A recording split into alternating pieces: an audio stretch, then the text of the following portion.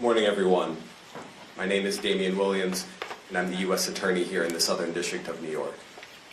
Today I'm announcing the unsealing of a 3-count indictment, charging Sean Combs with racketeering conspiracy, sex trafficking, interstate transportation for prostitution. The indictment alleges that between at least 2008 and the present, Combs abused, threatened, and coerced victims to fulfill his sexual desires, protect his reputation, and conceal his conduct. As alleged in the indictment, to carry out this conduct, Sean Combs led and participated in a racketeering conspiracy that used the business empire he controlled to carry out criminal activity, including sex trafficking, forced labor, kidnapping, arson, bribery, and the obstruction of justice. Let me say a little bit more about the charges. The indictment alleges that Combs abused and exploited women and other people for years, and in a variety of ways.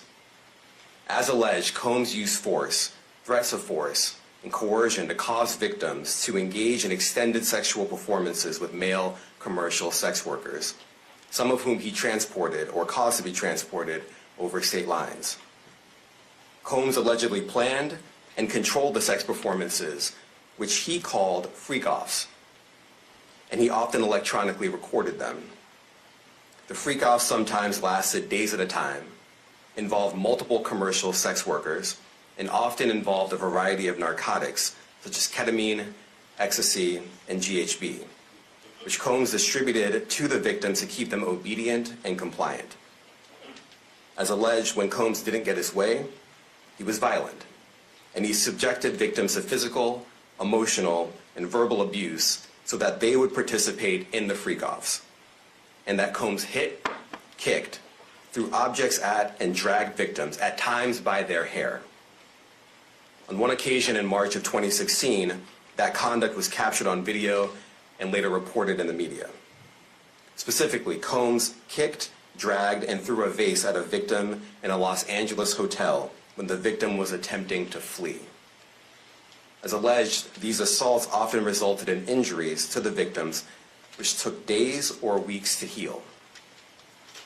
In addition to the violence, the indictment alleges that Combs threatened and coerced victims to get them to participate in the freak-offs.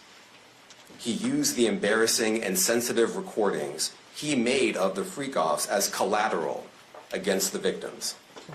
And the indictment alleges that he maintained control over the victims in several ways, including by giving them drugs, by giving and threatening to take away financial support or housing, by promising them career opportunities, by monitoring their whereabouts, and even by dictating their physical appearance.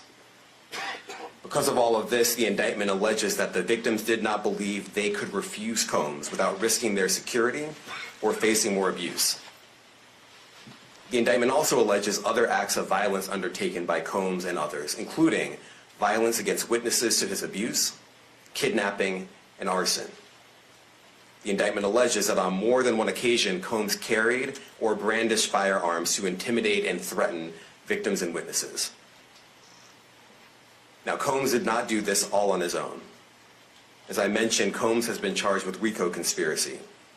He used his business and employees of that business and other close associates to get his way.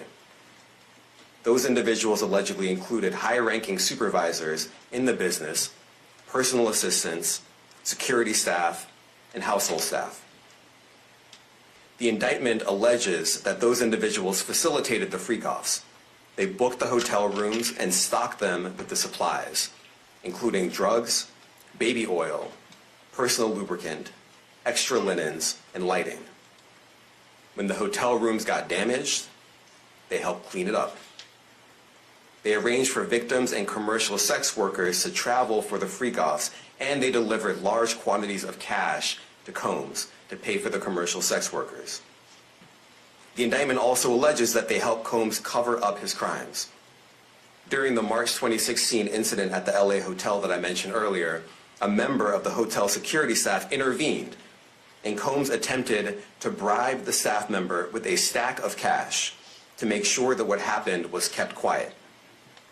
And as the indictment alleges, in late 2023, after public allegations were made about Combs's crimes, he and others pressured witnesses and victims to stay silent, including by making phone calls to witnesses and victims and giving them a false narrative of what they had experienced. And as alleged, Combs used others to help conceal his abuse by monitoring and preventing victims from leaving a location in order to hide their injuries, or by locating and contacting a victim who had attempted to flee.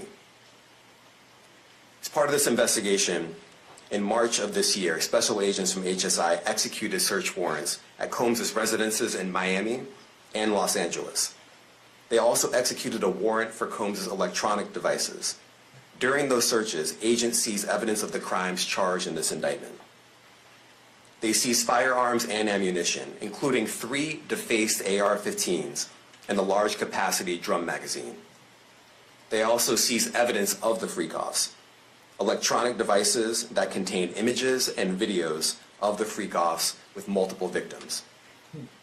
And they seized cases and cases of the kinds of personal lubricant and baby oil that Combs' staff allegedly used to stock hotel rooms for the freak-offs, more than 1,000 bottles altogether. Here are some of the items that we recovered during the searches.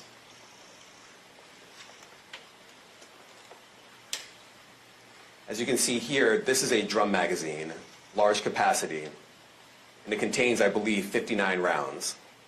I mentioned as well that we recovered 3 AR-15s. This is a close-up shot of one of the AR-15s, and you can see right here the serial number has been thoroughly defaced. Another picture of more ammunition and parts of 2 AR-15s right there. Now, I want to be clear about 2 things. First, this office is determined to investigate and prosecute anyone who engages in sex trafficking, no matter how powerful or wealthy or famous you may be. No one should doubt our commitment on that. A year ago, Sean Combs stood in Times Square and was handed a key to New York City. Today, he's been indicted and will face justice in the Southern District of New York. Second, we are not done. This investigation is ongoing, and I encourage anyone with information about this case to come forward and to do it quickly. Anyone with information can call 1-877-4-HSI-TIP.